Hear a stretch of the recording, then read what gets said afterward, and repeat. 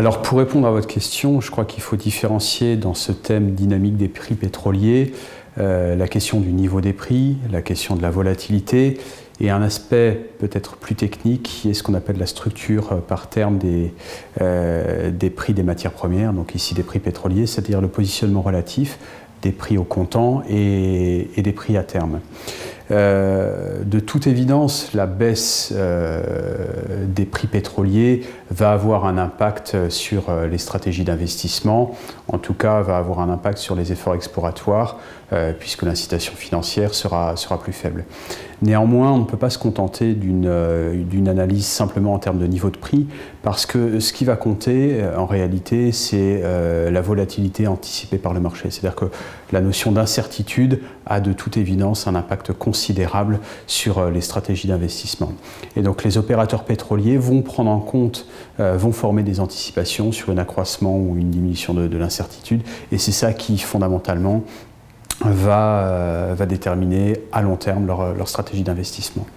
La stratégie de stockage qu'on observe aujourd'hui, qui revient sur le marché, est liée à la structure par terme des prix. C'est-à-dire qu'il y a deux configurations de marché, ce qu'on appelle le contango, où les prix à terme sont supérieurs au prix spot, et une configuration inverse qui est ce qu'on appelle la backwardation. Dans une situation de backwardation, les prix spot sont supérieurs au prix à terme. En termes de stockage, il faut évidemment prendre en compte le coût de stockage, mais une situation de contango est une situation incitative en termes de stockage. Et donc on devrait observer, on l'observe d'ailleurs, un retour aux politiques, une reconstitution des stocks, et notamment du stockage en mer près des lieux de consommation.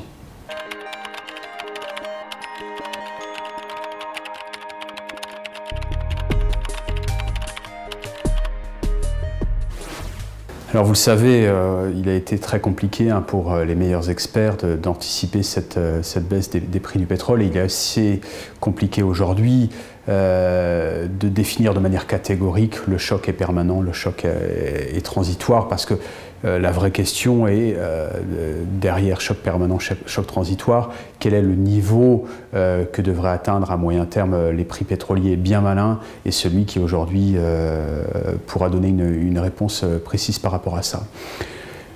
J'ai envie de vous dire néanmoins qu'il y a bien évidemment une composante permanente aujourd'hui dans la baisse des prix du pétrole liée aux fondamentaux des marchés, avec, comme vous le savez, les pétroles non conventionnels américains qui devraient voir les États-Unis être un exportateur de cette matière. Donc clairement, cet aspect-là pèse sur les cours.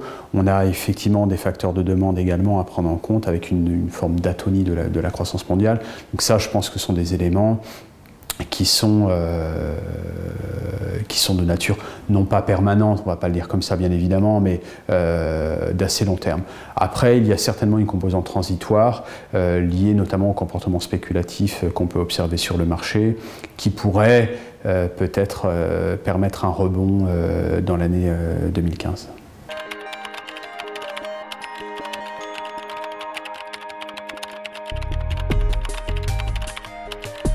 Alors, de toute évidence, la baisse des prix du pétrole est favorable aux pays importateurs, avec un effet direct en termes de pouvoir d'achat, et puis un effet induit, puisque vous le savez, les prix du pétrole sont réintégrés dans une large partie des secteurs économiques, et donc on peut estimer qu'il y ait des gains de compétitivité dans ce domaine. Donc assez clairement, on va avoir des effets favorables. Alors néanmoins, sur la situation marocaine, je ne pourrais pas tellement dire plus, mais dans le cas européen, il faut se méfier de cette vision très favorable. Alors finalement, ça vaut peut-être aussi pour l'économie marocaine, c'est-à-dire que tout dépend, et les économistes ne sont pas d'accord là-dessus, où est-ce que vous mettez l'essentiel, quels sont les facteurs explicatifs principaux qui vont expliquer cette baisse. On a un facteur d'excès d'offres, donc lié au pétrole non conventionnel, mais aussi, comme je vous le disais, on a un effet diminution de la demande. Et donc ça va assez largement impacter les pronostics qu'on peut faire en termes de croissance mondiale.